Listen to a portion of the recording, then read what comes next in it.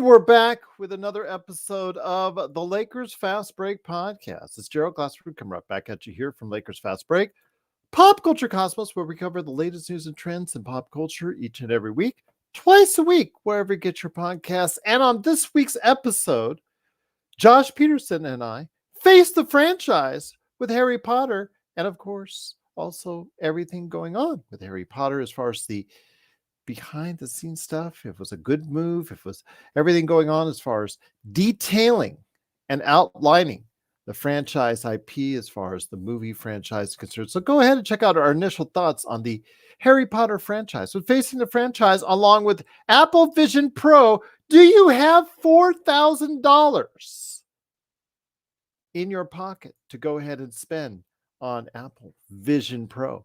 Plus, also, we talk about the money that they're spending in the motion picture world. So go ahead and check out our thoughts today on the Pop Culture Cosmos, wherever you get your podcasts. Salute to you, Lakers in 5, Empire Jeff TV. Also, as well, want to go ahead and make sure you check out, again, Lakers in 5, Empire Jeff TV. John Costa with Lakers Talk, Lakers Corner, and Clutch Talk. That's Lakers Corner and Clutch Talk. And also, of course, also John McKinley channel. Please go ahead and just like those channels, subscribe. And speaking of liking and subscribing, please subscribe today to get the latest notifications on when we go live on the air with the latest Lakers Fast Break podcast. And don't forget, tonight at 10 p.m., cap off your evening with a nightcap. There you go. Lakers Nightcap with Joe Soro, 10 p.m. Pacific, coming right at you there. I know it's late for you, Stone. But one of these days, Joe's mission is to get you on a Lakers nightcap at some point in time. I know it's late, but one time he's going to probably mind control you to do it. I'm going to do it one of these days. I gotta be wake up feeling really good and refreshed that morning. Yes. I will say, though, that he also go ahead and help him out. He just was doing some Sin Blades work. That's why we're late.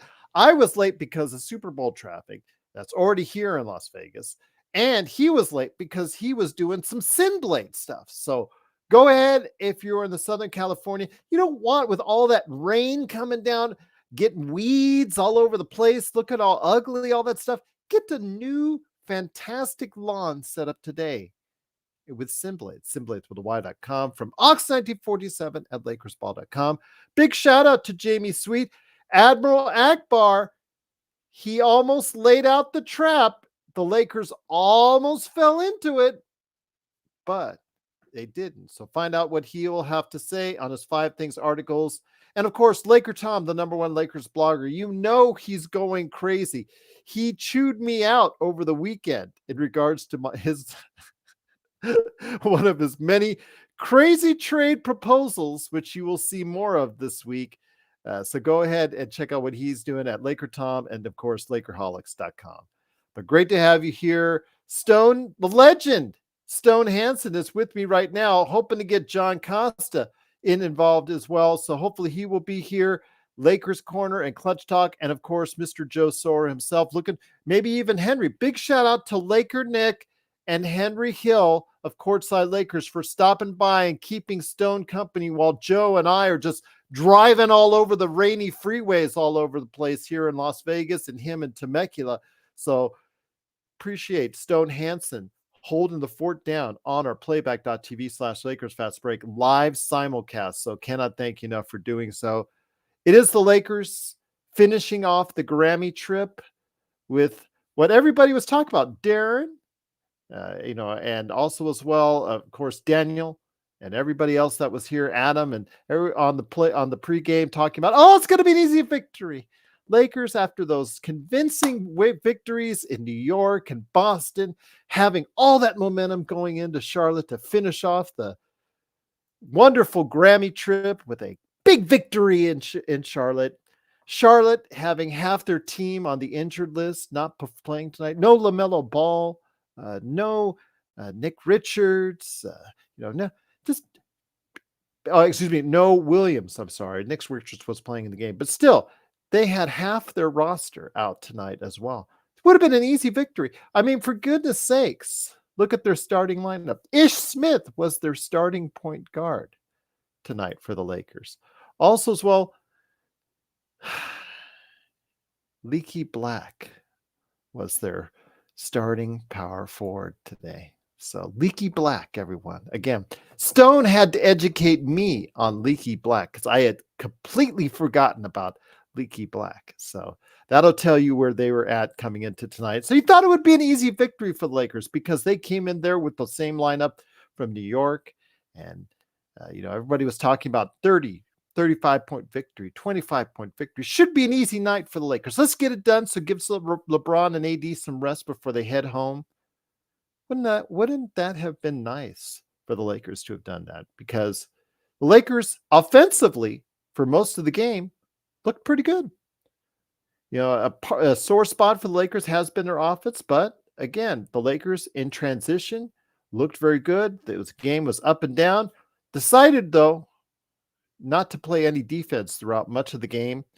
And though it didn't bother them too much in the first half because they got up to a 20-point lead, unfortunately, Charlotte just kept at it. The Lakers took their foot off the gas pedal and late in the third quarter and early in the fourth. And I could see it dwindling, the Lakers lead dwindling to 10, to 8, to 6, and to 4. And again, we've seen this problem where the Lakers just play with their food and just don't finish it off. And I warned this would happen to you guys out there. I warned in the pregame that the Lakers may not be able to keep their focus on the last game of a long road trip. Well, they didn't, but they still escaped, barely escaped with a 124-118 victory. They're now 27-25, which is good for them. They're on a little bit of a hot streak. They've won 3 in a row. Good for them. They're one game back out of 8th place in the Western Conference. And here today to discuss is a good man indeed. He is, again, such a key part of what we're doing at playback.tv. So Lakers Fast Break. He's the guy who will be on with me, and I'm hoping for some more people come on with us. 5 o'clock tomorrow, 5 o'clock Pacific for NBA trade deadline special. It is Stone, the Legend Hansen. I think we should put that in there. I know Cool Bro calls you Thor Stone, but I think Stone, the Legend Hansen, as mentioned in our chat, suits us better.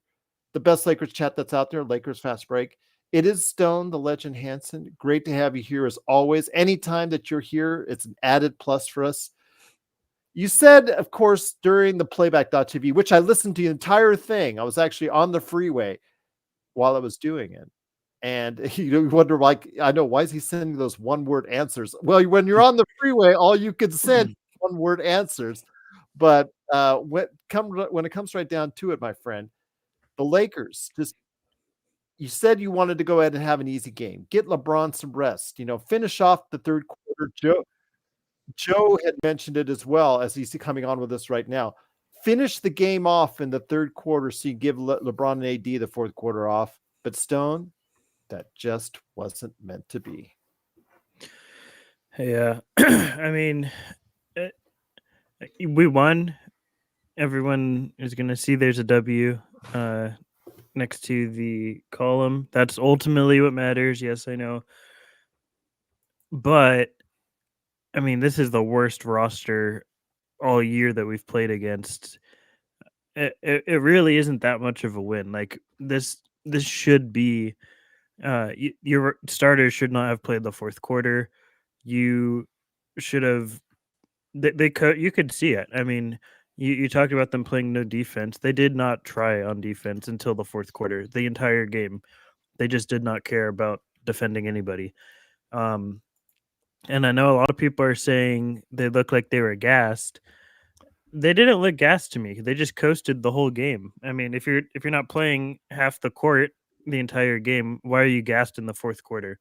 So LeBron did not play defense at all in this game. Let's just put that out there. I'm going to say that. AD to me was the only one that played defense this game. Nobody tried on that end until the fourth quarter. So I don't think they were gassed. I think they just didn't care until they saw the Hornets started, picking up momentum, picking up steam. They're getting 3 after 3.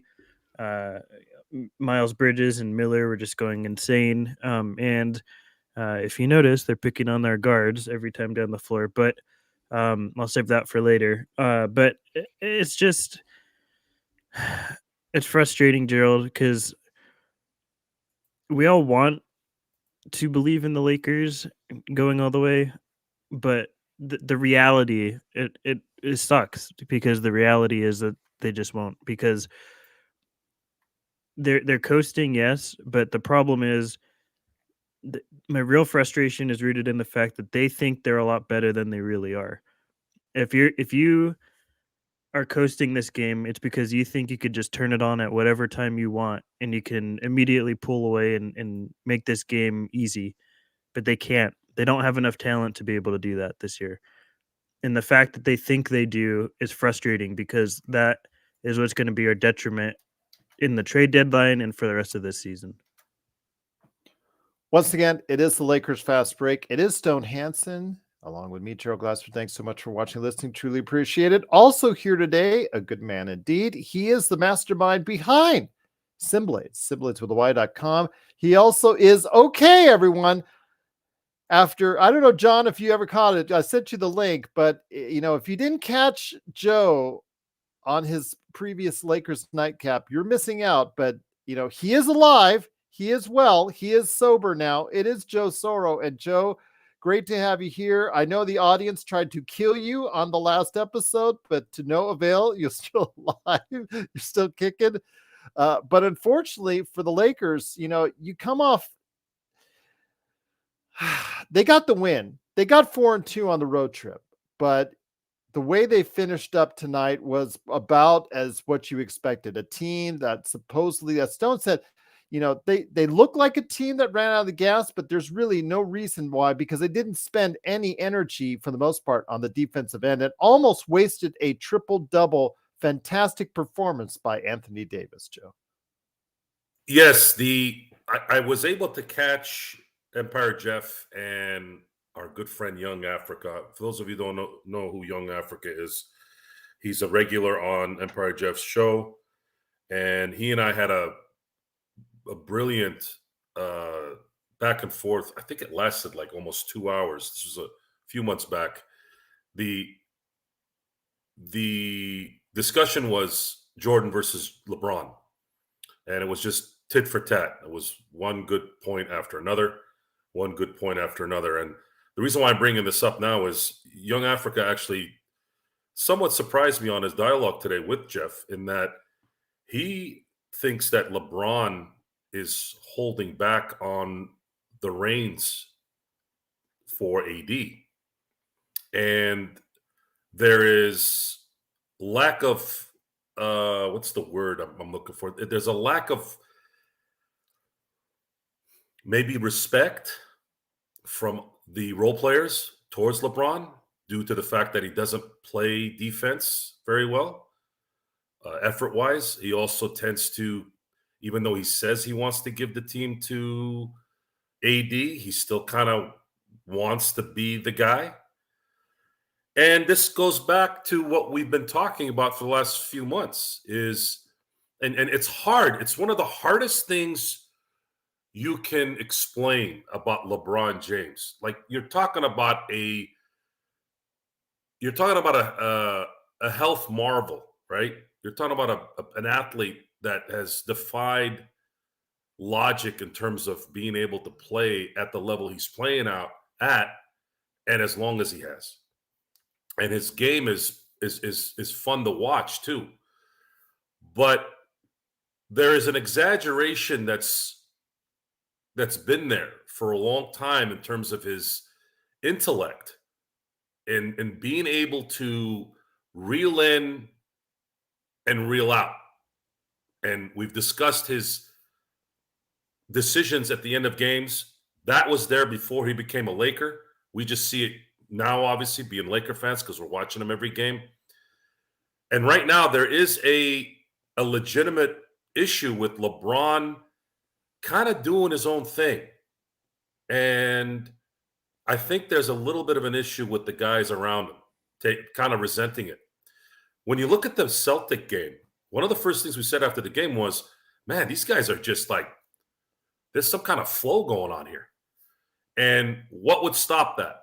Well, tonight, you saw ISO LeBron in the fourth, and it ended up destroying any flow, any feeling on putting this thing to bed. I mean, we beat the the Lakers beat the Lakers beat the Hornets by 6. They beat the Celtics without LeBron and AD by 9. And I know it's one game. It's just, and then they beat the Knicks by 8.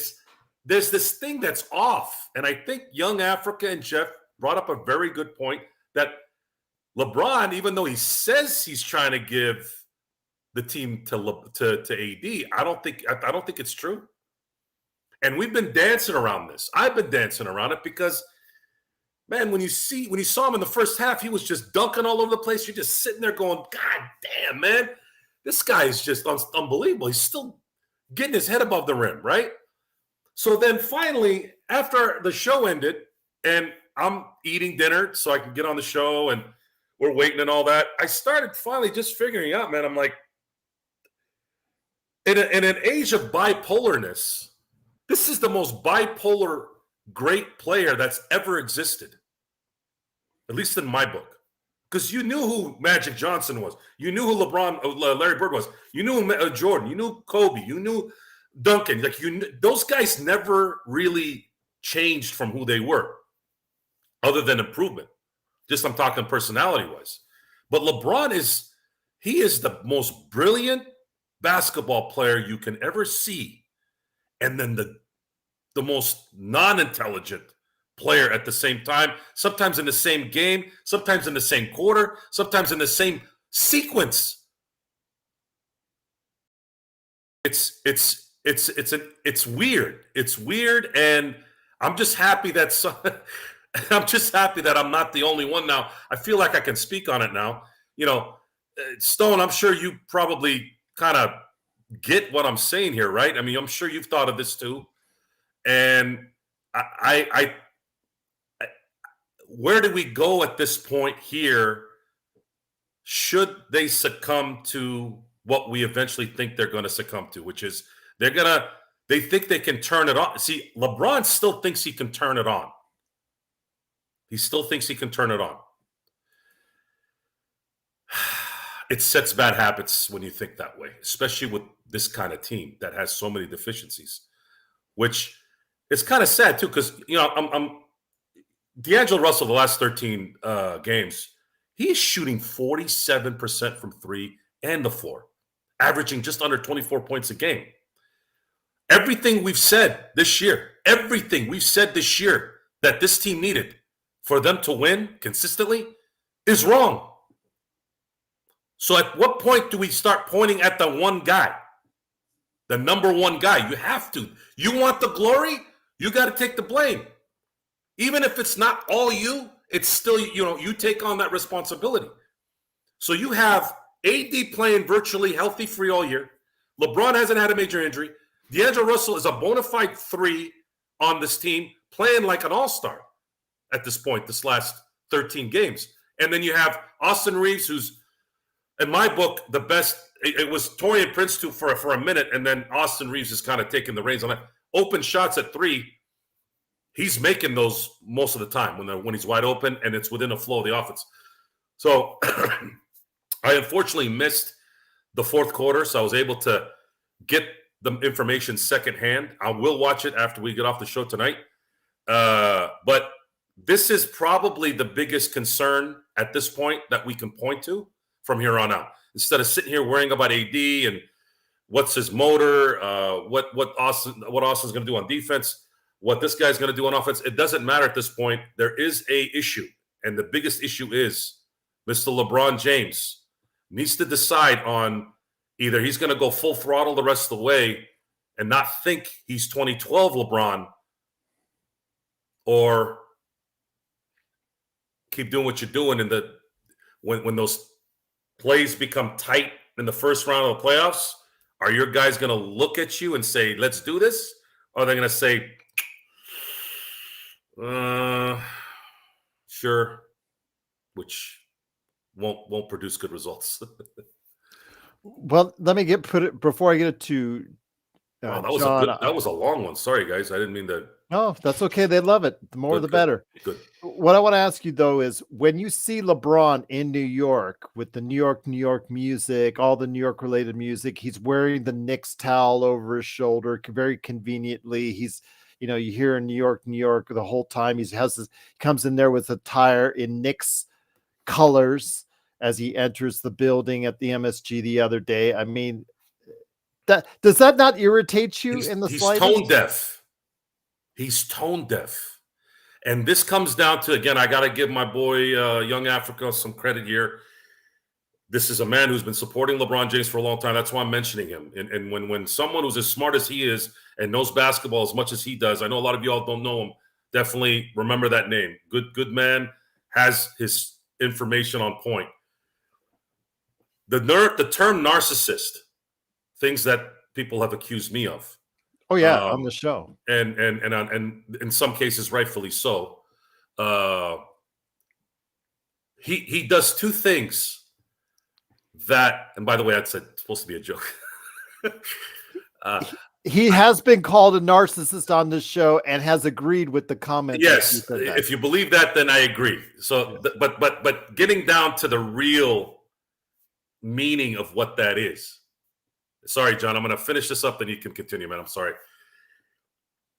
He does two things that I despise in a friendship around me.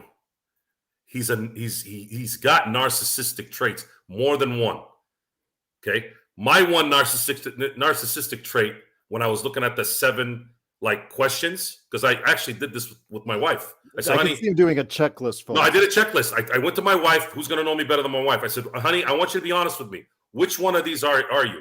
She's like, look, you're not any of these 6, but this one is you right here. But is that really a narcissistic trait? That one was the one that said, you don't listen to anybody. I said, okay, let's put that in perspective. If you're an idiot and I already know the answer, of course I'm not going to listen to you. But if you do know what the hell you're talking about, I am going to listen to you. Right? So the other thing is passive aggressive, and that's 100%er for me. I freaking hate passive aggressive people, especially when they're in the position of LeBron James, because then you start getting hourglass shots, Knicks. I almost thought about I was going to be a Knick. Like, what is that going to do for you? What is that What is the point of that? Saying that, other than being a passive aggressive signal sender. This is the stuff. So when LeBron James sits down and he wonders why the haters are hating. Now, there are the schmucks out there, and everyone has it. Okay, they're all coming out after Patrick Mahomes now, by the way, because people don't like you to win too much, right? They don't like you to be successful. But the thing with LeBron James, besides that crew, those haters, there are haters. There's another side that are validated because of the things he does. And it's cost him titles because he pissed off Kyrie, pissed off ownership of Cleveland, irritated Spoelstra, irritated Pat Riley. The only reason why he hasn't really irritated anybody in LA is because Jeannie and Rob are pussies. Sorry, I had to use that word. They are. They're wusses. They'll bow down. They might talk smack behind camera because that's the kind of people they probably are.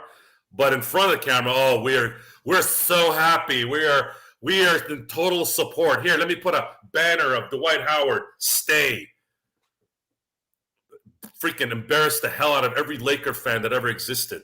Putting a banner for Dwight Howard to stay when you've got Kareem, Magic, Kobe, Gasol, Goodrich, Wilkes, all the great Mikan, all the great Laker legends. You could build an all-time team just with Laker players, and you're putting a stay poster outside your arena for some guy who didn't give 2 craps about you? Come on. Let's get real, man. Let's get real. And this is going to be a very important discussion. This show right here is the seed of what eventually will likely happen. Because this is what we've been watching all year. They think they can just do what they want. They were so entitled. And I say they're still a team. LeBron's the leader, right? They think they could just, the Hornets are just, they're going to die. They're going to go quit. No, man. No. You got to stomp on people's throats. Stomp on it. Stomp. Dominate. And you know what, man? If you get hurt doing it, you're still going to have the respect, man. You're worried about all that crap. What are you worried about? Getting hurt? Why? You got 4 titles. You're the all-time scoring leader. You're one of the greatest. Go after it. Go after it and be a man. Do it. Sorry, Johnny. No need to be sorry at all, Joe. I love it. I love it. And I'm not gonna lie, I got some things to say about that because as far as the game, I mean, look, a win is a win. It was ugly, tale of two halves. I'm sure we'll get into that. I'm sure Stone's talked about all the ins and outs. Sure, Joe talked about all that. I don't know what Isabel's talking about right there, but that's something else that we can talk to. She and Laker Tom went to the same school of optimism. Okay, well, I love it. Maybe I need to go to that school of optimism because purple and gold shades, my friend. That's all they see through right now. They got them on, Gerald. It's like instead of spending the $4,000 on Apple Vision Pro that you can do this week, you can go ahead and just buy, some gold and purple sunglasses, and there you go. They got them on. They got them on. Exactly. Absolutely. But I only see championships for the Los Angeles Lakers. Absolutely. It's great. But me, see, I mean, I'm definitely not all the way on that boat. In the game, we could talk about, tale of two halves or whatnot. Brandon Miller took over in the fourth quarter. The Lakers, once again, in that fourth quarter, stuck to what is not their strong suit. We know we're not a 3-point shooting team, so please explain to me why we're trying to jack up more than 10 3-pointers in the fourth quarter. It just doesn't make sense. But now, real quick, that's like funny. He said Lakers corner looks like Max Christie. I've never got Max Christie. That's crazy. But what I do want to throw out there. I bet you would like his paycheck. I mean, hey, I would love Max Christie's paycheck. If we can do like a little swap, I'll go over there and sit on the bench for a couple games. Don't forget, the Lakers can put you, can put a cap hold of like $2.5 million to secure your rights in the off season. I'll take it. Okay. Lakers could have whatever. But Joe, listen, Joe. I mean, everything, a lot of things that you said there were like so on point. But I just think that like it hasn't been this year that LeBron's done this whole turn on, turn off thing. I mean, throughout his career, that's what he did. He did that when he was in Cleveland, did that when he was in Miami. He's constantly just kind of more cruise to the playoffs, and then as soon as cruise to the regular season, and then as soon as playoffs comes around, he starts turning it up, starts taking it to another level. Why? Because 99% of the time, LeBron James is by far the best player on the court, most athletic player on the court. And when he was young, it was just it was easy. He could just turn it on, turn it off. So he's been doing that throughout his whole career. So I think that it's kind of hard for us to criticize.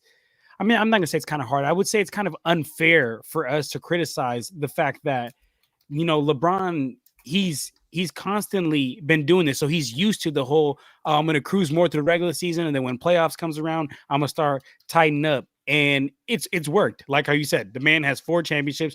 Now, I don't know if some people are going to be like, oh, he went to the finals 10 times or whatnot. Okay. Totally understand that, but he faced Kevin Durant, Stephen Curry, and arguably one of the greatest teams of all time.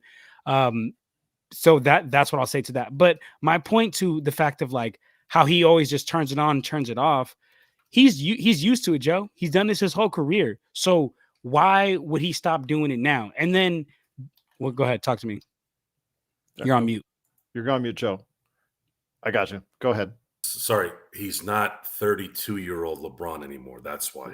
And that's why this team is built around a 29-year-old LeBron James. If this was LeBron, but let me say this. Yeah, go ahead.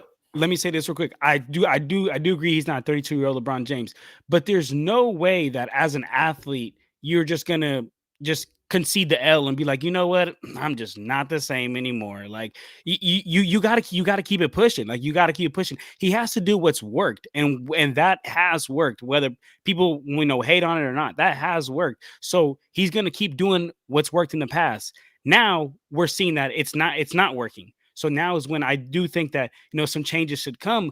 But I mean, I just think that Joe, like, he's 39, dog. Like, you know how old it is?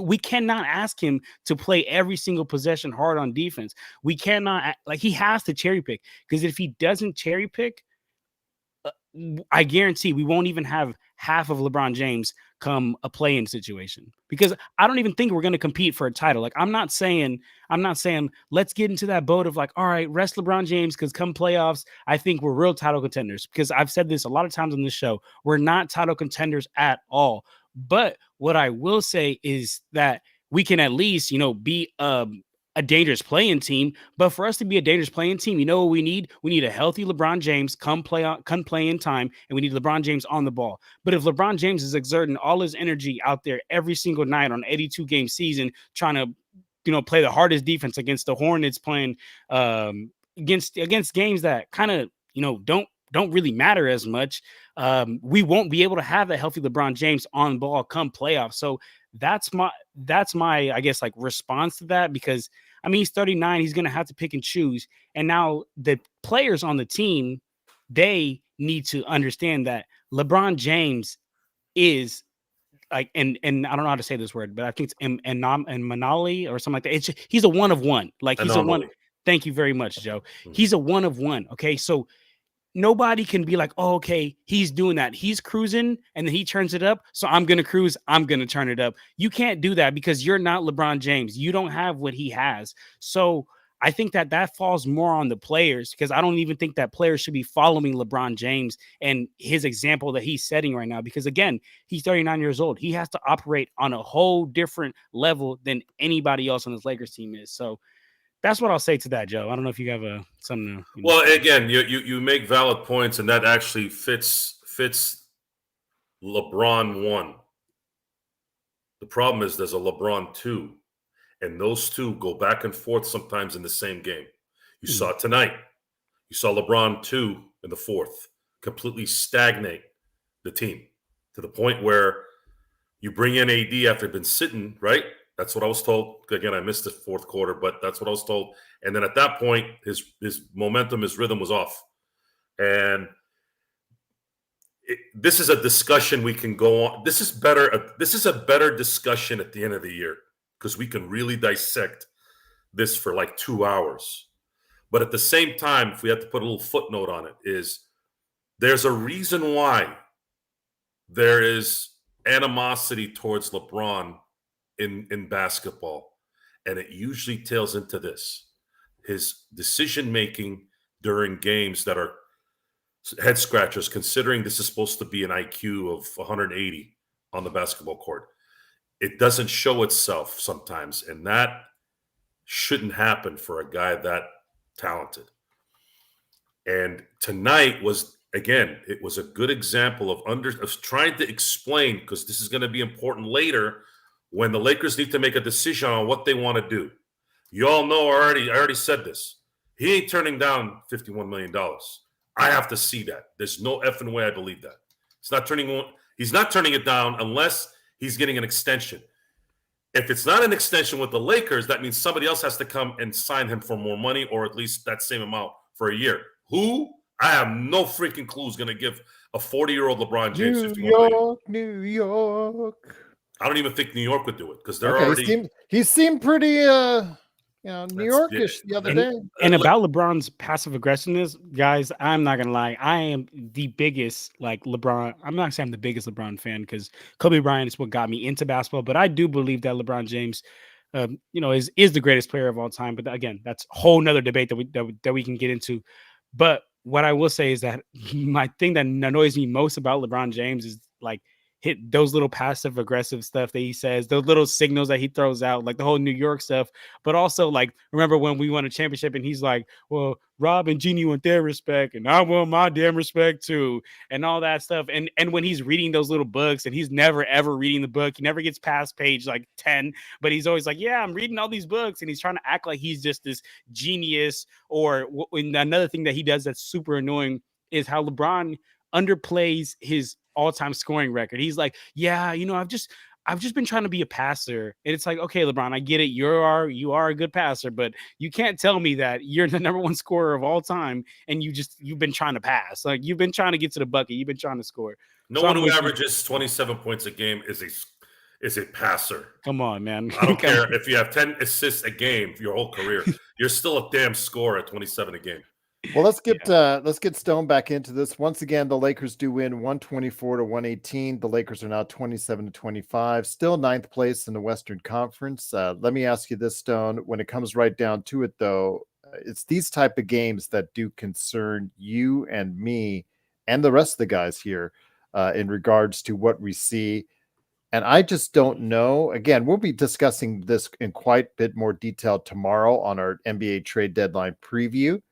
At 5 p.m. Pacific, 8 p.m. Eastern. So hopefully you'll join us then. But it's games like these which just give me pause for anyone out there saying that there's going to be a quick fix that will help the Lakers get to another title this year. Yeah. I mean, I'll dive a little bit into it. The Lakers, John was talking about how they, are trying to jack up a bunch of threes and it's not working for us, but we're still doing it anyways.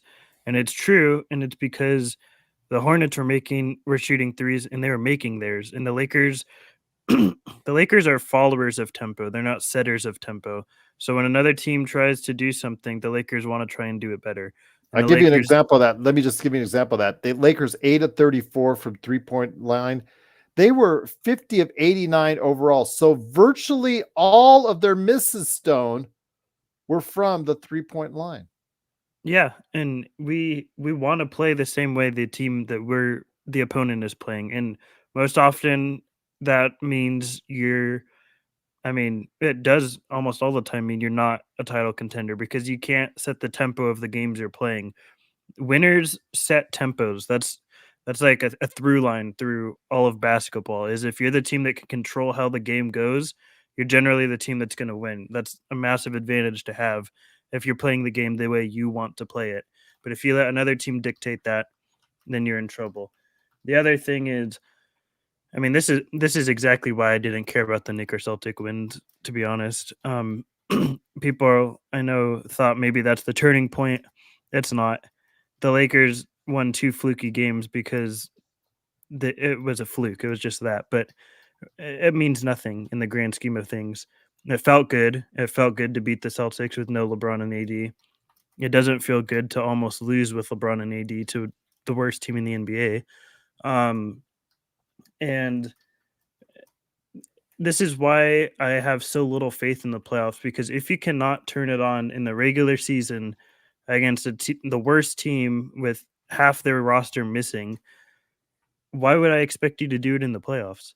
If you can't do it in the middle of the regular season against a team that's so depleted of talent, and you have all your guys, for the most part, you have LeBron and AD, the ones that really matter, and you are coasting the whole game, you let it get close, and then you saw it in the fourth quarter. They tried to pull away. They tried to put more effort defensively, and it didn't matter against one of the worst teams in the league. Like, it's not that we still won, but it's not because of that. It's because we had a big enough cushion, even though we let it dwindle a lot. We had a big enough cushion to stay afloat, but we couldn't pull away anymore once we even turned it on.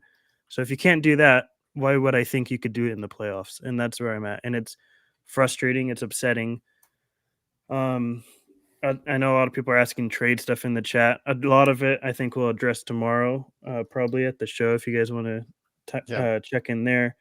I will say I saw the D'Lo quote. I think Gerald put it in the chat too. That let me pull it up. Thank you, Nick. By the way, I have it. Laker Nick dropped that for us. It's really appreciated. Oh yeah, common Laker Nick W. But D'Angelo said, "I can't control that my contract makes sense to be traded, so just play." And that right there tells me D'Lo knows he's gone. D'Lo's being traded. I think he knew it signing that contract. I think the Lakers knew it signing that contract. It always felt like that to me. So I am putting the prediction in right now that D'Angelo Russell just played his last game as a Laker. And I don't think we'll see him again. He's gone. But and Joe's excited about that. I'll say this too. And this is, people are probably going to get mad at this, and at the least it's going to give you some views, Gerald, hopefully, but I think there's more than a 1% chance that LeBron's whisper of all that New York stuff is LeBron wanting out of LA. I think there's a more than 1% chance. I'm not saying it's 20%, 25%. It's going that way, but it's not 0, and 0% not being 0% is something that should perk your ears up a little bit, because I know Joe said he's never requested a trade before. LeBron's never been 39 before. LeBron's never been at the tail end of his career before. LeBron's, for all the stuff we just ragged on him for pretending to read books and stuff, he's not stupid. He does have, some self-awareness, and I think he knows that this Laker team cannot get it together. LeBron with all these little passive-aggressive moves is making it clear that he knows the Lakers can't win right as constructed right now. LeBron's doing one of two things: putting pressure on the Lakers to make this team better, because he wants to contend. I mean, that he's chasing legacy. Or if he's giving the Lakers an ultimatum, in my opinion, with this. And if the Lakers can't get it done, I think LeBron this time is serious about following through. Every time we've heard whispers of, oh, LeBron's maybe going to join this team, every time it's always like the faintest of whispers. It happened with Miami, more so with the return to Cleveland and the Lakers. It's like the faintest in the back of your head whispers that, maybe this is a possibility, but definitely probably not going to happen until the week of it happening. And once the week it happened is when all the talk ramps up and picks up super fast and in light speed. And then before you know it, 3 days later, LeBron's on the team that all the faint little whispers are on. I'm not saying that's the case here, so don't go overboard with it. But I'm saying I think that there's a greater than 1% chance that that scenario exists. And I don't think that that's something that was on the table last season. Once again, go ahead. Absolutely. No, I was just gonna add real quick. Like, honestly, I wouldn't be surprised if LeBron is gone, because I'll be real. When LeBron came to the Lakers, like, I was super excited, and whatnot. But I also kind of knew the game plan. I knew the game plan, which was what he wanted to do was come to the Lakers, be able to win a championship like how he did, and be able to ride off into the sunset and have everything that he has going on off the court. We all know the Lakers at Los Angeles is a great place to make a lot of great money off the court. His son his youngest son goes to Sierra Canyon, but at the time when he signed with the Lakers, Bronny, the one that's at USC right now, he was at Sierra Canyon. So LeBron James, he came to the Lakers and I feel like accomplished what he set out to accomplish. I think the next thing that he's gonna accomplish, because LeBron James is a very if he says it, he's gonna do it. I think not for everything, but for a lot of times LeBron James says he's gonna do something, he'll try to go through and do it. And he has said so many times, like, oh, I want to play with Bronny. I want to play with Bronny. I want to play with Bronny. So again, I don't watch much college basketball. I'm a strictly NBA guy. I have no idea if Bronny's gonna come to the league this year, next year. Well, he's not ready, but he still may come to the league. Yeah.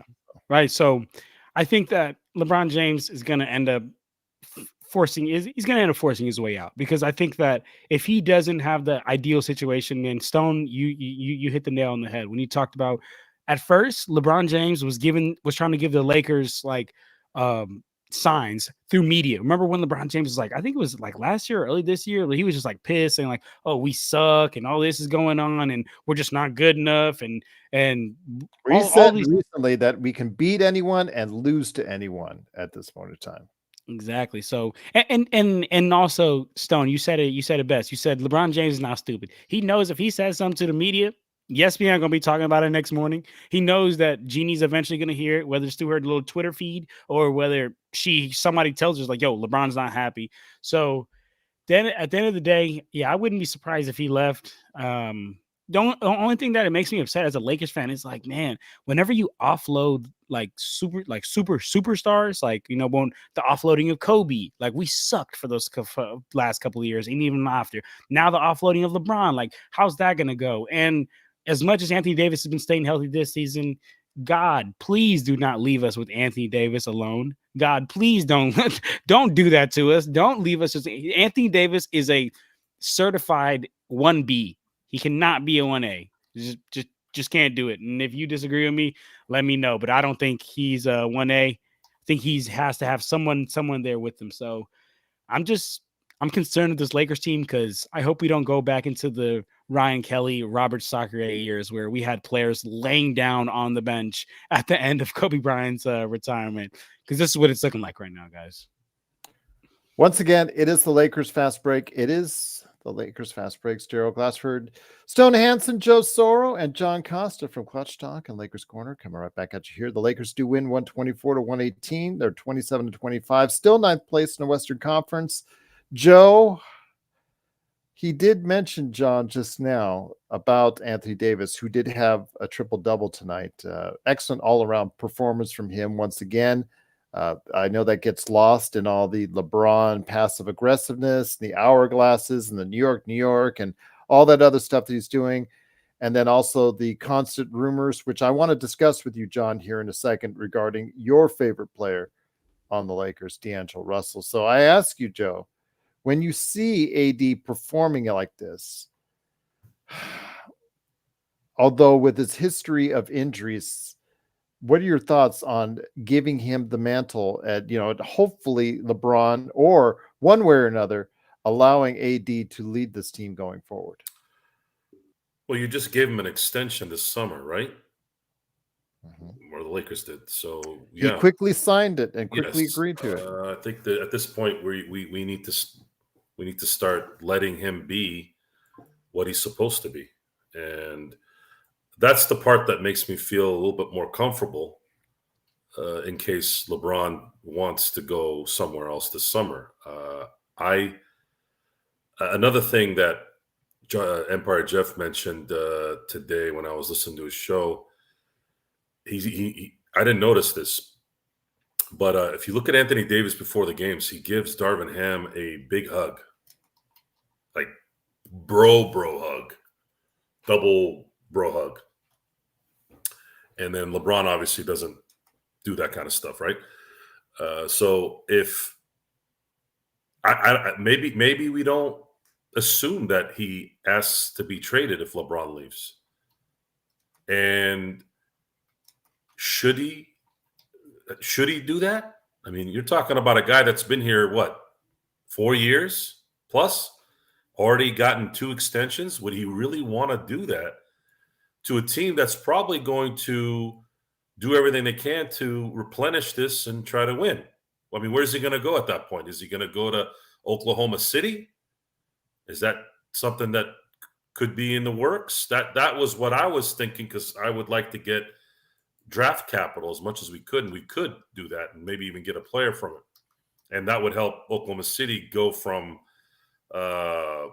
future perennials to bona fide favorites to win the title. This discussion, I believe, is 3 months too early. This is something we're going to need to talk about more when the season is over. It's going to make more sense. But if LeBron keeps doing what he's doing, I don't see Rob and Jeannie thinking like us. They are they're incapable of having any balls. I just want to chime in real quick. I think what Joe's saying is correct. They don't think like us. And I think that's important to remember heading into the trade deadline. I think they still view us as title contenders. That's an important distinction to make, because what we're going to talk about probably tomorrow, mostly in regard to the trade deadline, I'm going to try and make sure I distinguish what I think and what I think the Lakers are thinking in their train of thought, because I think they still view us as championship contenders, whether we agree with that or not. The second thing is, I agree with Joe. It's probably more of a conversation for the summer. I would say that, well, it's a 98%, 99% it won't happen. So very, very strong. There's a greater than 0% chance that LeBron is traded at the deadline. It's almost impossible, but not to the point where I want to say it's impossible. And I don't think I didn't think that way last year. And it's just, I think all the little signs, all the little things he's pointed at, all the little whispers, there's more truth to it than I think it has been in a long time, but it's still extremely unlikely. So I just want to say that it's extremely unlikely, but I wouldn't be completely shocked, like knocked out of my chair, if we saw a LeBron trade. I just want to put it out there. If it happens, you heard it here first. If it doesn't happen, which it probably won't, But he's got to ask for it. They're not going to do it I'm on their hedging own. my bets. This is correct, Gerald. He's got to ask for it. This is correct, and I think that's why a lot of these little whispers and signs are more valid, because LeBron's the one putting it out there, not the Lakers. The Lakers would never trade LeBron on their own volition. That's too much of a PR hit for them. Exactly. LeBron, the only reason I'm saying it's greater than 1% is LeBron is the one that's initiating all of these things. And like Gerald's point is, it wouldn't happen if LeBron didn't want it to happen. So again, I'm not saying it's going to happen. It very likely will not, but it's not to the point where I think it's impossible. Once again, it is the Lakers Fast Break. It is Stone Hansen, John Costa from Lakers Corner, Clutch Talk, and Joe Sorrell from Simblades, and of course, Lakers Nightcap, which is coming up for you tonight at 10 p.m. Pacific. So please join us for that. Joe will have even more thoughts then. But John, let me bring it to you, because I've been wanting to ask you this question now for all the show. Laker Nick, and a big shout out to him and Henry Hill for being a great part of Stone Hansen and everyone out there for our playback.tv/Lakers Fast Break simulcast, and truly appreciate it if you joined us for that. But Laker Nick pointed out that could we be seeing the final game for D'Angelo Russell, and also as well, or Austin Reeves, because D'Angelo Russell made those comments after the game in regards to when he was asked about it, as far as this being his last game. He said, "I can't control that my contract makes sense to be traded, so just play." And so when he was asked about waiving his implied no trade clause this summer, he said, "I just thought it made sense. I know what the requirements are to be successful. Here are." So your thoughts, my friend, could this be very well the last game of D'Angelo's career in Los Angeles? I mean, with a statement like that, there's a good chance that it is. But what I will say is, like, oh, and I've got some quotes for Joe on from LeBron just now too. So I got him somehow too. Go ahead, John. What I will say is, yeah, like I said, I probably is in the horizons with a quote like that. You know, he knows what's going on in the background. They probably already starting to brief him, getting him ready for this. But what I will say is, like, okay, D'Lo's gone. Who are we bringing in that's bringing us where we want to go? Like, I don't understand why people are just so dead set on making this trade at this point. Guys, we're not a championship contender unless Luka comes join this team. This team is not going to be a championship contender. Bring Dorian Finney-Smith, bring DeJounte Murray, bring Malcolm Brogdon, bring whoever you want.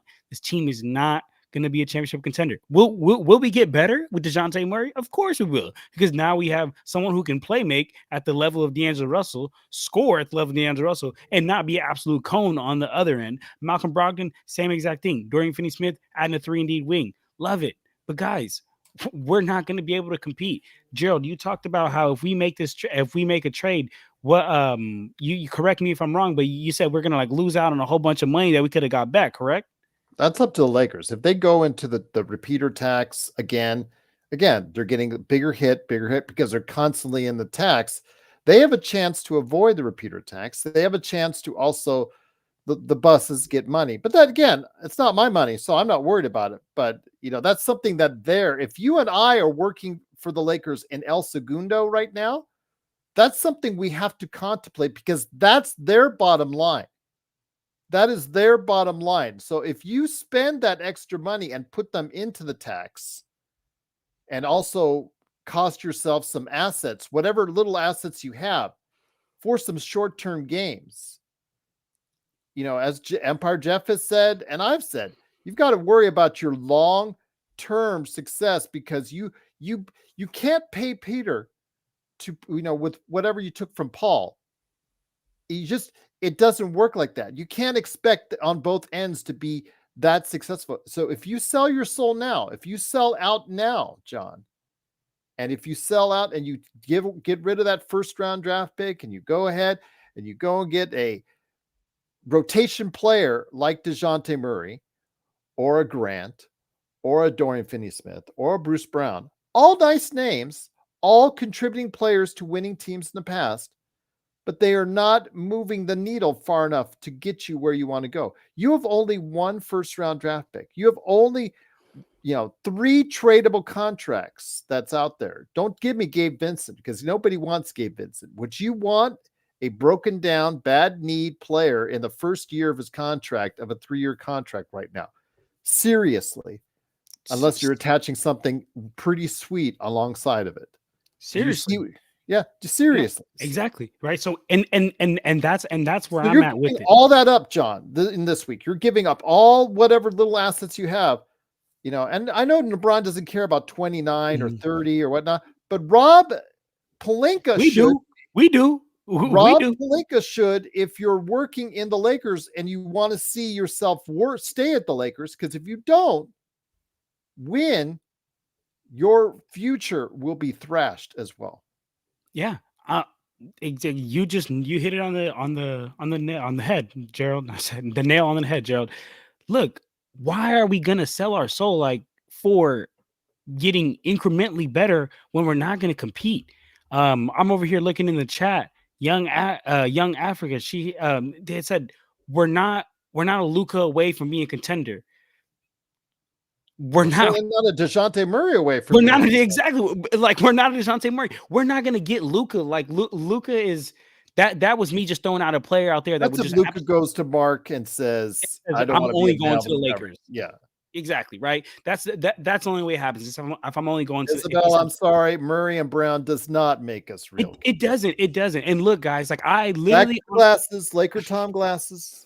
On my Lakers Corner page. It's on the YouTube page. If you guys want to check it out, I dropped a video talking about 3 players that could absolutely make a difference, and DeJounte Murray, Dorian Finney-Smith, and Malcolm Brogdon. But I give film breakdown talking about how it happens and all that. But I'm here telling you guys right now that even if we were to bring these guys in, this team isn't going to be a championship contender for a couple of reasons. For the fact that if we are going to expect the team to do that magical run that we did last year, where we do some trades from the trade deadline, and then from the trade deadline on to the playoffs, we're the best team in the league. Just not going to happen, guys. Have you seen the inconsistency of this team so far this year? And oh yeah, do we forget who the head coach is? I feel like sometimes when Darvin Ham has a bad game, we spend most of the post game ripping Darvin Ham. But then when we get a win, sometimes he's able to slide his way under the radar, and nobody says anything because we're talking about all these other problems that we had going on, or we're talking about how great the game was. But guys, at the end of the day, if we bring in DeJounte Murray, who does exactly what we need, if we bring in Dorian Finney-Smith, who does exactly what we need, we're not a championship contender. We're going to need to bring a whole bunch of those guys in. We're going to need to do a lot more. We're going to need to get rid of this head coach, and we're going to need to just start fresh. And I mean, not completely start over, start fresh, but I'm saying let's get into the next season, because this season is a wash, guys. We're not competing. Have you seen the Boston Celtics play this year? Have you seen the Philadelphia 76ers? Have you seen the Denver Nuggets? Have you seen these teams? We're not competing. You realize to get to a championship, we're going to have to get through these teams. And even if you bring in those players that I just listed, we're not going to get there. So I'll wrap up by saying, I'm not trying to sell my soul to become 3 seeds better and still not get where I'm trying to get. And where I'm trying to get is hanging up number 18. I'm not trying to be incrementally small better. I'm not. I'm trying to hang up number 18. And like I said, unless we bring in Luka, or unless we all of a sudden can revamp this roster, get some backup bigs, get some 3D defenders, get some point guards who can play make, but also not be a cone on the other end. Brother, yeah, then we're there. But that's not going to happen from today until Thursday. So let's just wind down this season, focus on what we can do in the future, and not sell our soul to be incrementally better. Once again, it is the Lakers fast break. The Lakers do win 124-118. Joe, I want to go ahead and share this with you. Again, thank you so much for watching and listening. I just found out from YouTube we've gone over 250,000 views lifetime on this channel. So that's very much appreciated, and all because of you right here at the Lakers fast break. Joe, I wanted to go ahead and ask you real quick your thoughts on LeBron James, a guy that is so much of a part of a topic here on this trip. So Jovan Buha asked about the trade deadline with LeBron James after the game tonight, and asked a couple questions. And here is LeBron's answers to those questions. You guys went 4-2 on this trip. Do you feel like a team, or you've proven on... You guys went 4-2 on this trip. Do you feel like as a team you've proven or shown why you guys should continue to invest in this group? And his response was, this is who we have, so there's nothing else. This is who we have, so there's nothing else. AKA, I am not happy. Yes. So your thoughts, Joe, on this?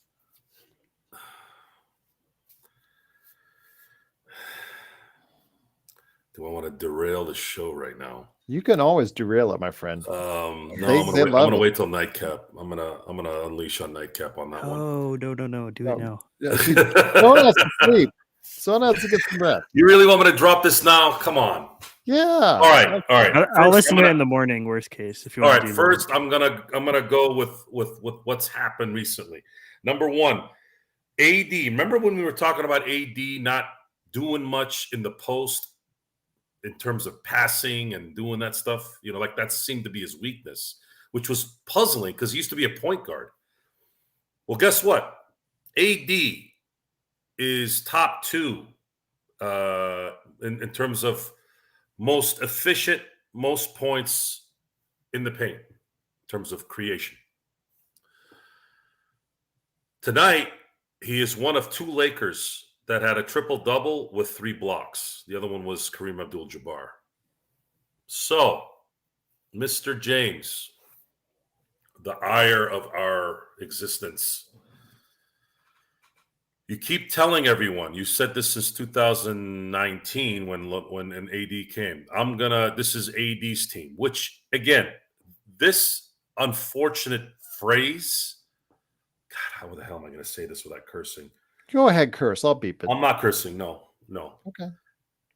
The a-holes who started this really was Shaq and Kobe. Mainly Shaq. And it's never left. It's ruined basketball in a lot of ways because everything is always about, well, whose team is it? Well, whose team is it? Well, whose team is it? Who gives a damn whose team it is? Win the mother effing title. Okay? Win the title. What? Scottie Pippen is below Jordan because, sure, in talent, sure, in accomplishments, but he's still part of the Bulls. He won 6 championships with the Bulls. He's not Bill Cartwright. This guy's top 75 player of all time.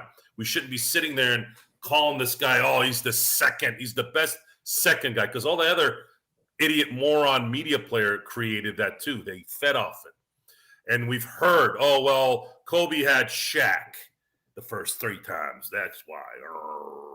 Okay. All right. So what dynasty team won without another guy? I'll let you guys look into that. I'm not going to go into that. But right now, in terms of LeBron James, if I was sitting with LeBron James and I was asking him questions, I think the first question I would ask him is, don't you get tired of being full of shit? 10508. Okay. And I'm wondering what the answer is. I would really, really wonder, because no one has probably asked them that question. All people do is talk behind the little freaking computers like the cowards that they are.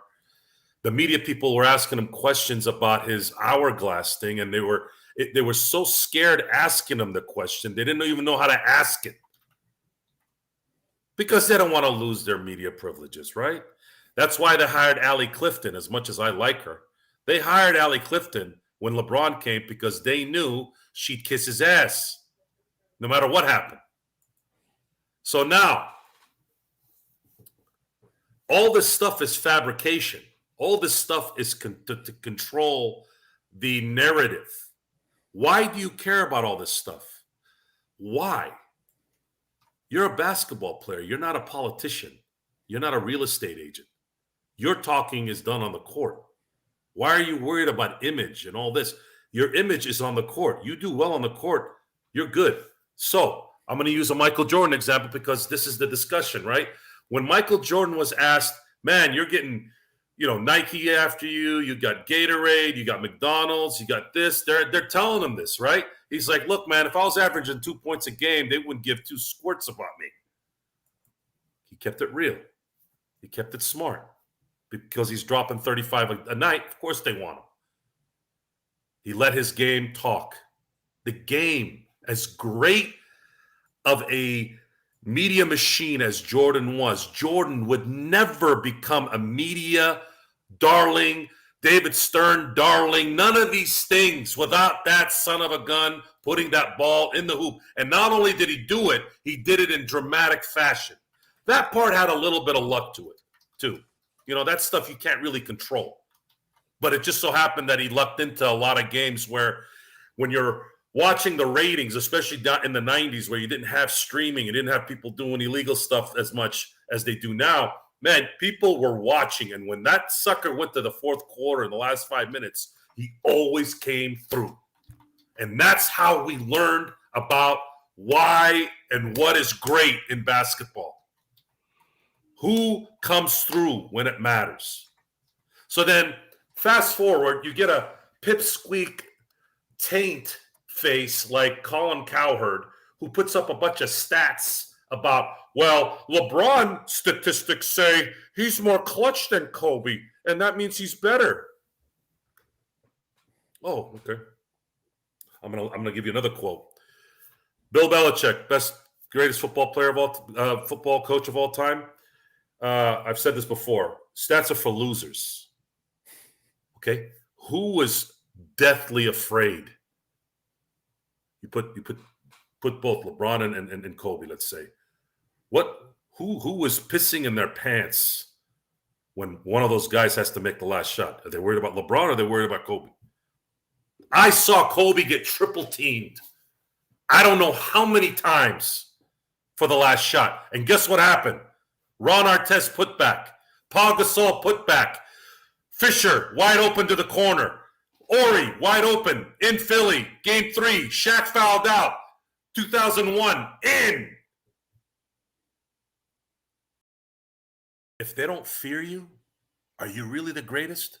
Can you be the greatest? Who really fears LeBron James? Media people, right? When they're asking questions. LeBron has won championships because of his immense talent. He has a physique that only gods have had in the past. And he has put in the work. But I have never, in the 21 years I've watched him play, before he became a Laker, when they were playing LeBron, I never feared LeBron James. I feared Michael Jordan. I feared Allen Iverson. Like, I was worried about that guy jacking stuff up, and he did. He won game 1 in 2001. Lakers would have went 15-0 if it wasn't for that son of a gun playing out of his mind. So, to me, if there's no fear, now there's other people that have said, well, Joe, people feared Reggie Miller. but he's not in anywhere near those guys. I said, okay, there's exceptions. People feared Robert Horry too. He's a role player. I'm talking about the great players. And the reason why is, and it's not really LeBron's fault. It's just who he is. It's just who he is. Maybe if he was born in the 60s, he would have been born in that era and would have been what Len Bias would have became. I don't know. Again, I don't know what we can't discuss that. We'll never know. But as far as LeBron James's what else can you call it but immaturity? This constant signals of things, and we're all supposed to be all like deciphering what he's doing. Do you really think he's that cagey? Because my instincts tell me no. Just because you're showing adolescence doesn't make you cagey. And that's what this is. It's an attention thing. And maybe it's indirect. Maybe he doesn't even know he's doing it. There's people out there that make these kind of decisions and totally not really getting it. Where's he going to go? What's he going to do now at 39? Is he going to go to Miami now? Is he going to go to New York? What's he going to do there? Why would New York get LeBron James? They're finally getting out of this rut that they've been in for 6 decades. Now what? You're going to bring in LeBron, totally screw it up? I wouldn't do it if I'm New York.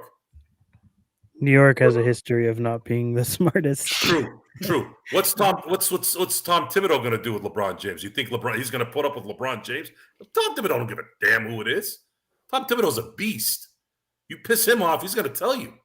Is that going to hurt LeBron's feelings? So now, I didn't go off as much as I wanted to because, again, I'm trying to make a point here. And save it for tonight. Darvin Ham needs to start coaching to the strength of this team. I just told you a statistic that was very, very important. When you get the ball deep in the damn paint, like I've been saying to do with AD for how long, and they finally doing it, look what happened. Now you got to move. Now you got to go to the basket. Now you got to do stuff. Did you notice that LeBron was getting like dunks left and right in the first half?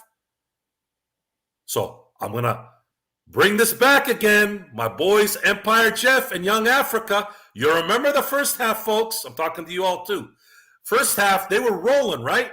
They were making the right plays. LeBron was getting dunks. Now I'm going to throw this as a cherry for everyone. Did that bother LeBron? All of a sudden, he's going into ISO in the fourth quarter. Am I looking into this too much? Why would he do that? Oh, well, AD was sitting. He was sitting in the fourth quarter. So what?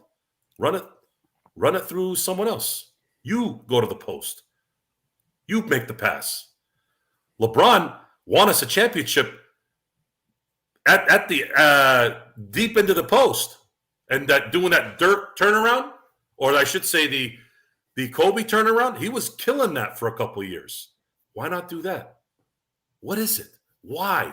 Where's the IQ? Where's the basketball IQ? What is it? I'm not saying that's what happened, but we're starting to question it. EJ and Young Africa and us, we're not dumb. We're noticing it. We're bringing it up because we noticed it. Why? Why is this? Why are these decisions being made by a 21-year vet who knows basketball, who's a basketball savant? Why? The only time someone does stupid things when they're smart is when they get emotional. And we know LeBron likes to get emotional. This is a uncomfortable discussion because what are we doing? This guy saved the Lakers when he came here. But at the same time, what does LeBron do before he leaves every team? Ruins it. There's that stupid thing that they do in the movies. The guy lights a match, and then you just see him walking with the fire in the background. Stuff exploding. Yeah. Is he lighting a match? Is he lighting the match? This is the thing with that, and this is what the Lakers are going to fall into because the Lakers will be in the same position, is teams don't know how to layer their timelines. If you layered things a specific way and LeBron ended up leaving, you wouldn't be in as decimated a position as those teams would be, and what the Lakers will be if LeBron were to leave. It's there's levels to how you GM, and you have to stagger things accordingly so that you don't fall into that sort of pit. I have a quote. I don't want to go too far, but it was a follow-up quote actually to the one Gerald was just saying. And the question was, with the trade deadline approaching, do you like the makeup of this roster? Is this good enough to win a championship? Do changes need to be made? LeBron James says, it's not a question for me. I love who we have in the locker room, and that's all I worry about. I don't get caught up in that. We're not going to go out. We are going to go out and prepare ourselves every single night, no matter what it is, no matter who's out on this team, no matter what. So it's my job and it's AD's job as the two captains, to make sure we keep the main thing the main thing. The main focus now is Thursday's game at home, and we look forward to that matchup. So, God damn it, LeBron! What the? This is LeBron. This is God damn it. This is another little breadcrumb. I don't know. There's little breadcrumbs. I know people think I might be looking into it too much or whatever, but have some tea leaves. The fact that he's saying it's not a question for me means I'm, to me, the way I look into that is it's up to the GM, it's up to management, and whatever they do is how I'm going to dictate how my future goes. That's how I read into that. It's not a question for me. He wants to see how they handle it, and if they don't handle it the way LeBron wants it handled, I think LeBron exits. And we don't know. We don't know how that's going to go. We don't know till Thursday, but there's a more than 1% chance. That's not really a prediction. Someone in the comments said that. It's not really a prediction, but you're right. So you're going to be like Jim Carrey. So you're telling me there's a chance. But there is a chance. And to me, that is significant, because to me, there never was a chance before this year. There never was a chance. I never saw a chance of LeBron leaving this summer or requesting a trade at any point. And to me, there is a chance. The chance is very small, very minimal, but the chance exists when it never did to me prior. So that's where I'm leaving it.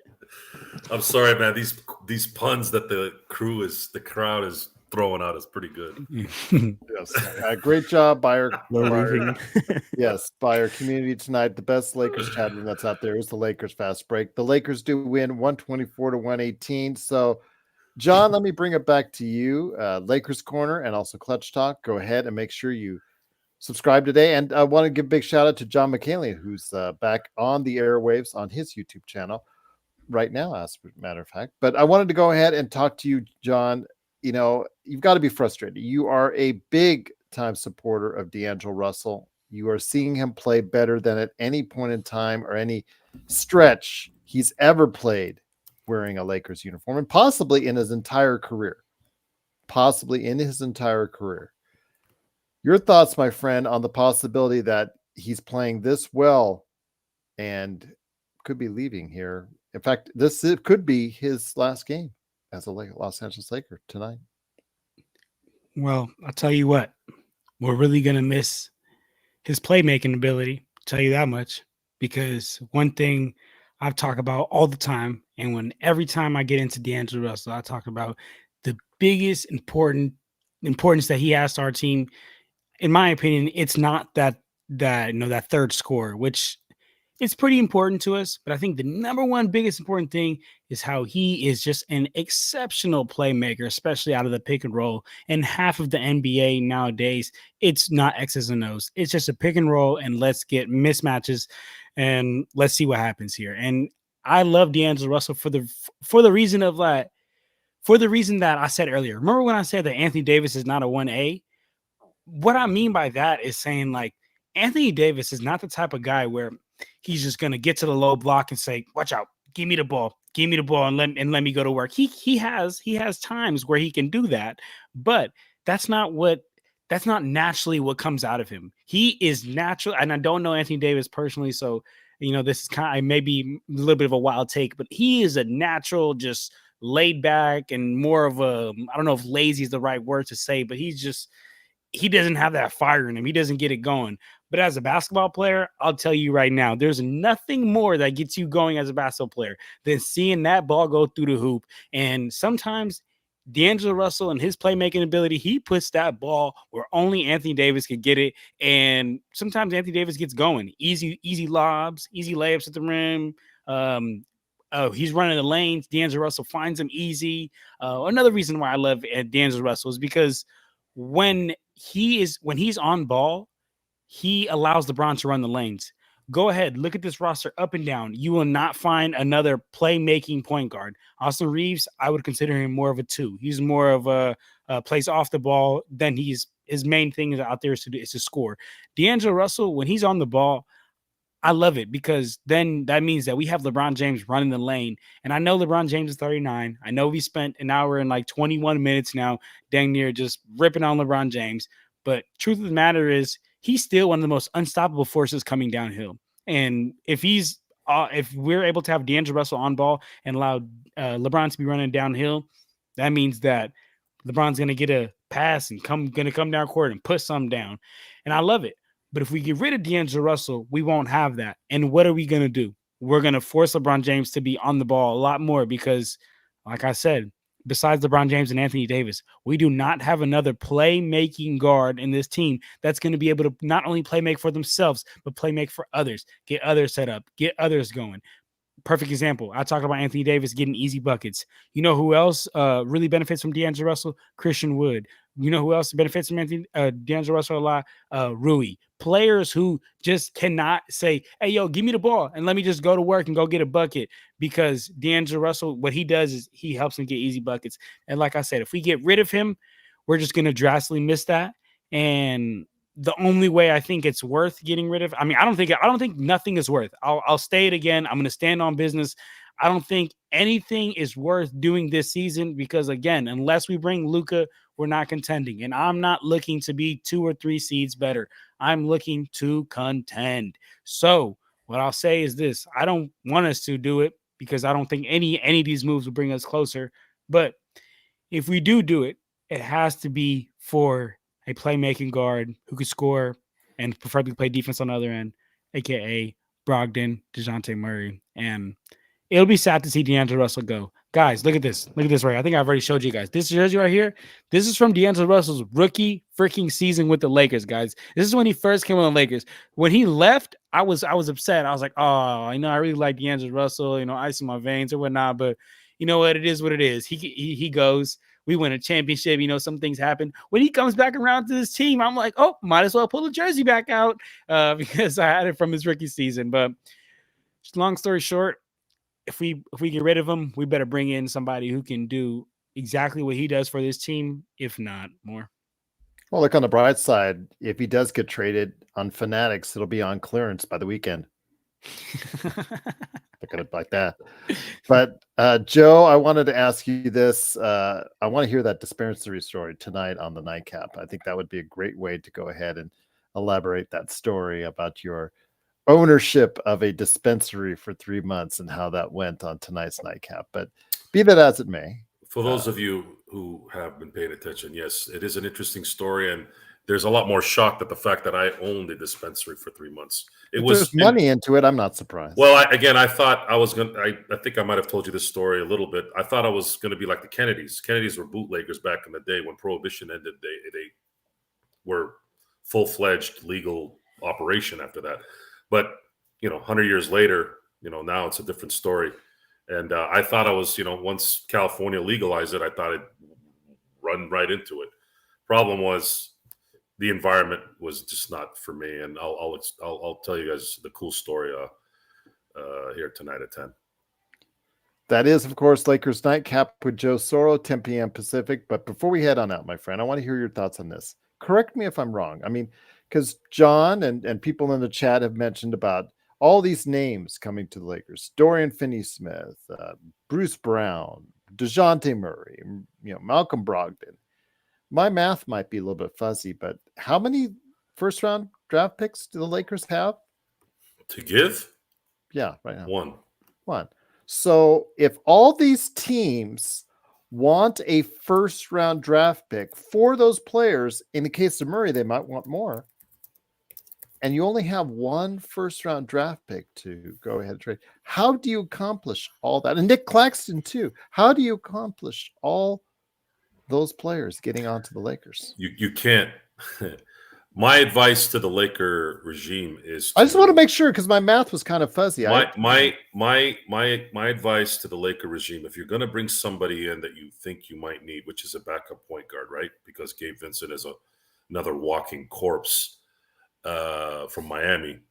The Tyus Jones thing is the one I've been looking at. They're going to wait to see if they can get a first rounder. If it starts to get within that last hour or so and they know they're not getting it, apparently reports said that they turned down 4 second-round picks from Minnesota. I don't believe that. I think that's a stupid, at least say 2, not 4. Really? You guys wouldn't have taken 4 for Tyus Jones? So I don't believe that for a second. And I kind of went that way too, because again, it is Washington. Washington is one of those teams that we've done work with here. So it makes sense because there's already a relationship there. There's already been transactions there, more than one. A Tyus Jones for some second-round picks would be a transaction that doesn't take away talent from the Lakers and adds without giving up that talent.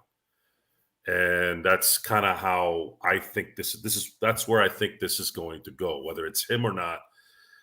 I think the Lakers have to go that route because they can't really afford to lose D'Angelo and the pick and something else for a Murray. That becomes a lateral move in my book. And that's just how I feel about it.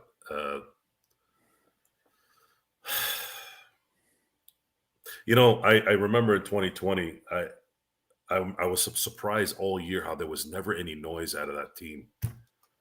I wish they would go back to that. Just no noise. You never heard anything.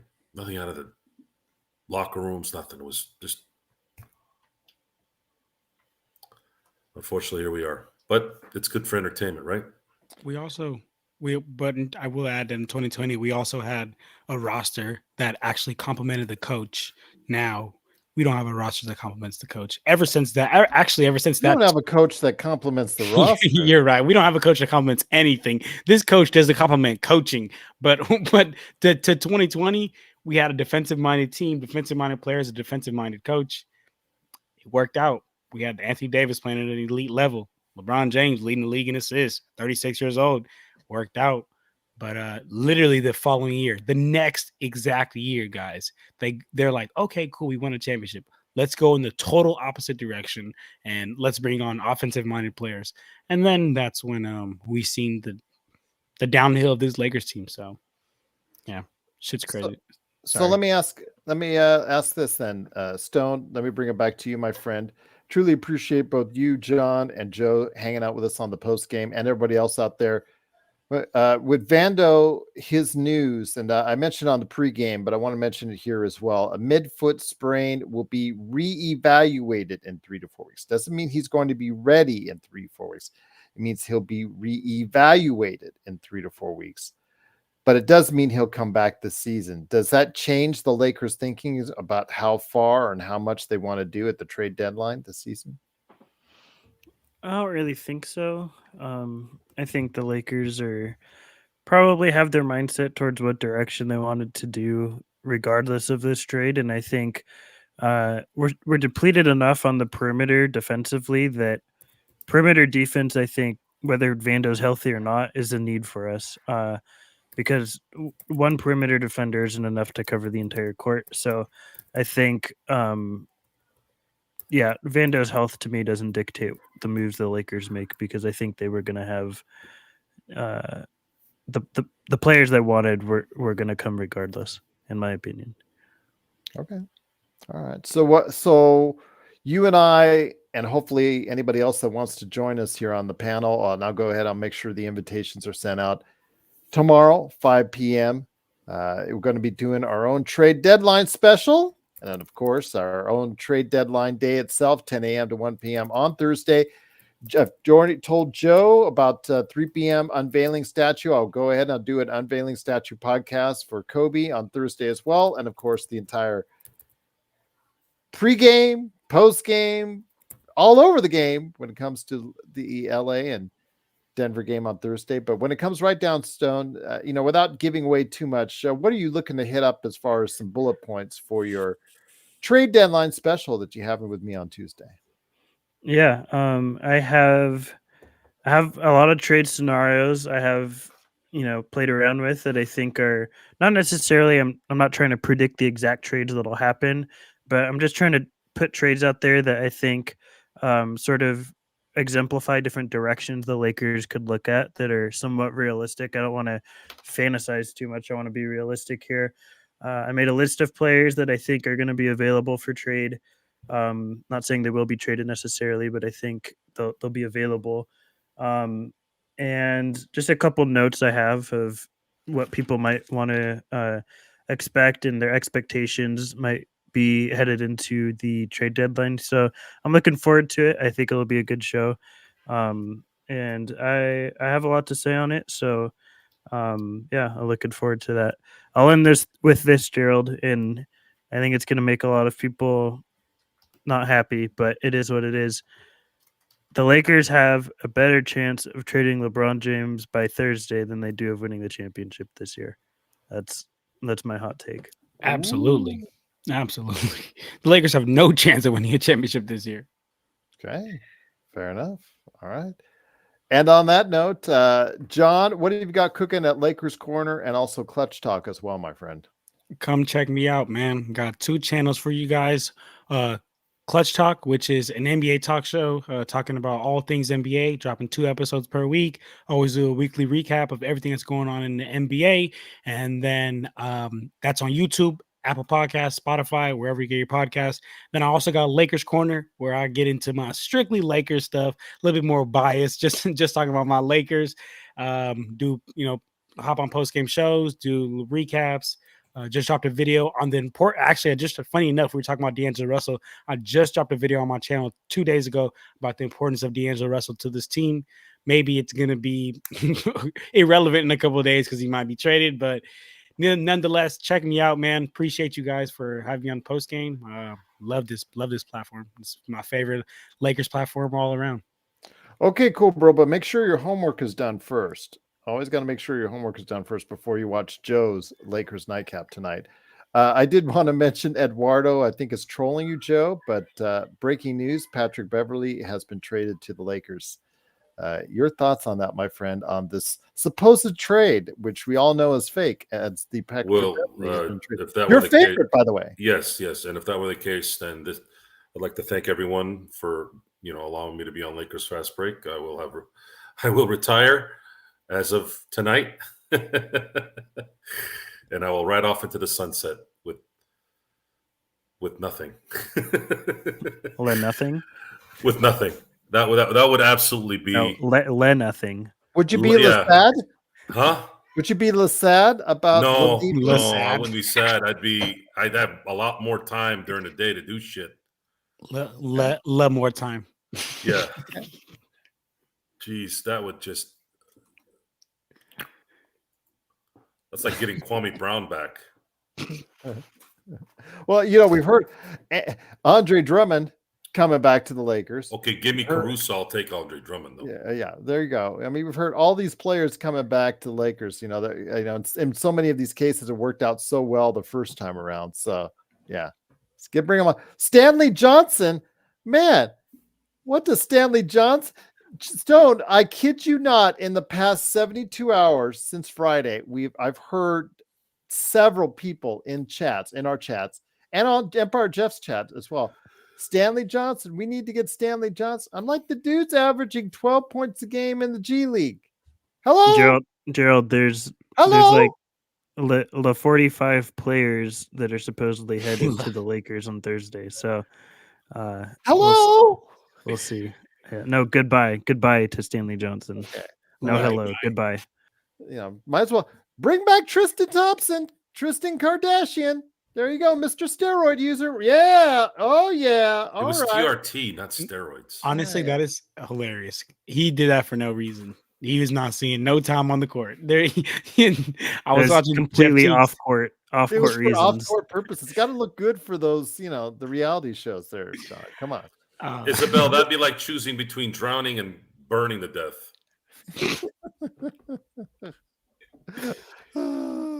That's, by the way, for our audio listeners, he was given the choice between Westbrook or Pat Bev. So there you go.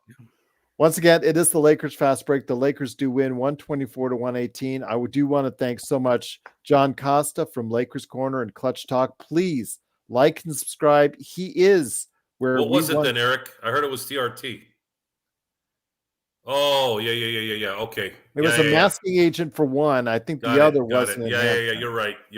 That's right. So, that's true. Sorry. Yeah, the so initial if I report remember, was- because I read it on the air, it was one Yeah, was a you're right. masking agent, and then the Yeah. other was a enhancement. But it is, of course, the Lakers fast break. Please follow and subscribe to Lakers Corner and Clutch Talk. He is where we were once at, a very small. We're still small ourselves, but he was very small. But we can help him get a whole lot bigger if you go ahead and like and subscribe to all the great things that he does. He does some really great work. So please go ahead and help him out today. And he still wants to help us out. And I'm like, dude, get your platform where you need to go and need to be. And then we'll go ahead and make sure, I love the banter. I love the banter. We're trying to help out each other, man. That's absolutely. Stone Hansen, check him out tomorrow at 5 p.m. Pacific, 8 p.m. Eastern. And anybody else who wants to jump on in with their thoughts on the trade deadline, all your mock trades, all your proposed trades, come at us with them. Go Laker Tom crazy on us. We'll love to hear it. That's the perfect time to go ahead and do it as we do our NBA trade deadline special. And of course, Joe, right up here, he's right here. He's going to be here at 10 p.m. in about an hour and a half, having a nightcap to top off your evening. I will try to be there as well, because I know he I don't think he'll do the same things he did last time. Okay. Good night, Isabel. What did we make that night? We did about, I think, $250 at least, I think, on that stream. Yeah. Because they kept egging you on and bribing you into more shots after more shots after. Stone, you got to see this. John, you have to see it. How many shots you took, Joe? I'll tune in. He lost. He drank a whole, not a whole bottle, but he drank like 3 and 4. No, you more than you went into 6. I think it's 6 because you did 4 initially, and then you got bribed into doing at least 2 more. You might have done 8. Might have done 7 or 8. Yeah, that makes sense. Yeah, I think you did 8. No, three's too little. 8 would make sense. It felt good. Yeah. I'll be honest. I was blitzed, but I felt good. Cool, bro. It's gonna feel a lot better after every Lakers game for the rest Watch of the last Lakers between now and the actual Lakers nightcap tonight. I've never made money drinking alcohol. That was pretty crazy. That's pretty dope. I ain't gonna lie, Joe. Usually I'm dropping $250 to drink that kind of alcohol. Darren was paying.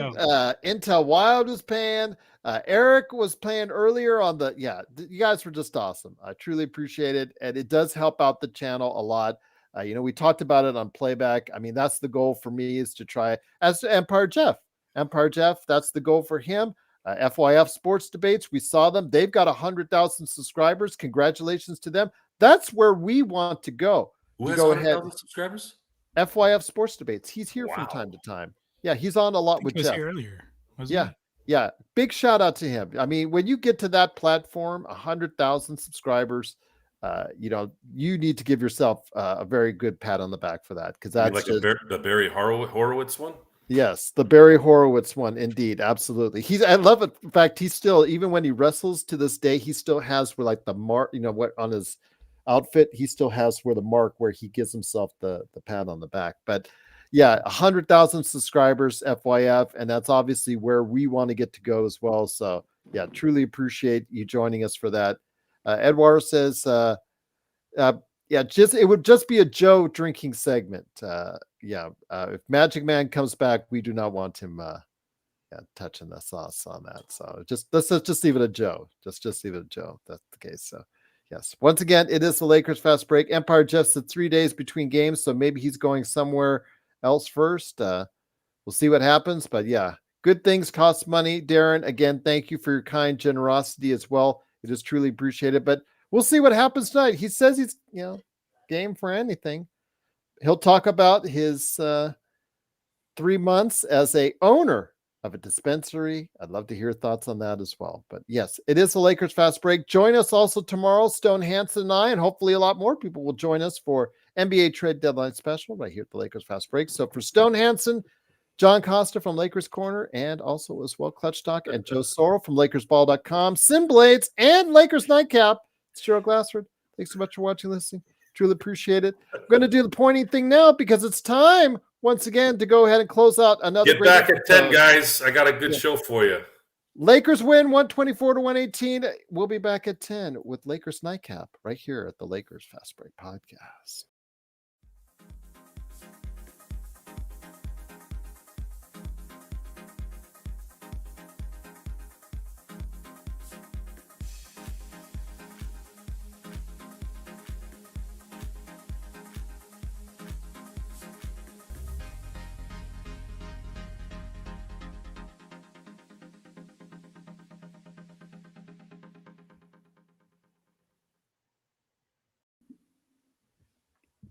Appreciate it, guys. Yeah, I'm gonna get to